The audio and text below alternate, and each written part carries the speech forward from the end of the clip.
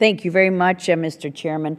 As you know, for years, this committee has led the Congress in efforts to stop Tehran's nuclear progress. We've enacted several rounds of sanctions legislation that have worked to stun the regime, exacting pain on Iran's economy. Undersecretary Cohen, I would like to commend and applaud the Office of Terrorism and Financial Intelligence for its work in enforcing and improving sanctions on the Iranian regime. Last week, Treasury designated an Iranian financial institution, the Iranian Venezuelan Binational Bank, using authorities aimed at freezing the assets of proliferators of weapons of mass destruction and their supporters. Keep it up. Thank you. For years, I have been concerned about Iran's increased efforts in the Western Hemisphere, especially the strong footprint that it continues to have in Venezuela. Several presidential candidates in Iran right now have arrest notices issued by Interpol because of their participation in the bombing of the Amia Jewish Community Center in Argentina. What further actions can your department take to discourage Iran from using Venezuela, from getting into other countries to circumvent U.S. sanctions? What is your assessment of Iran's activities in the Western Hemisphere? We've got to continue to ensure that companies or financial institutions that are violating U.S. sanctions are not overlooked and are held accountable. But I've been more than dismayed by the lack of urgency from the administration on this threat to our national security, and the security of our ally, the Democratic Jewish State of Israel, is in jeopardy. Without learning from the mistakes that we have made with the North Korean nuclear program and the six-party talks, the administration still believes that Iran can be disarmed with diplomacy. It views Iran's nuclear program through rose-tinted glasses, refusing to see what is self-evident to all. Diplomatic overtures have not and will not ever work with Iran.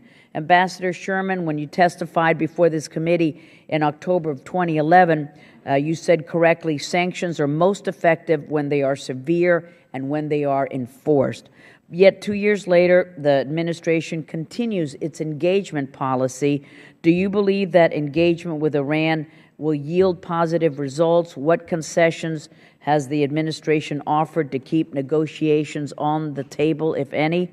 And the latest round of P5+1 negotiations with Iran have ended in failure yet again, as you pointed out. The only thing that has changed is Iran being closer to nuclear weapons capability.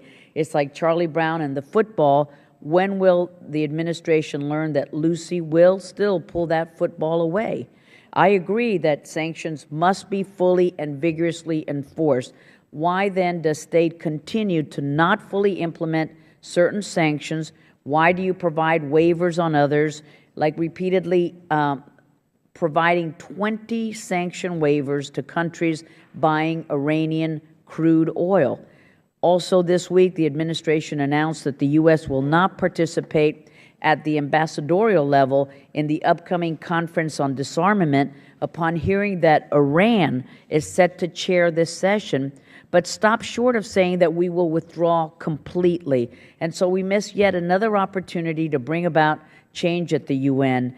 Iran chairing the disarmament conference. It's like allowing the inmates to run the prison. We should make it clear to the UN that it must immediately remove Iran from chairing this conference, bar it from attending, or lose U.S. support and funding. Will we ever do that? And I will start with you, Mr. Cohen, in 1 minute.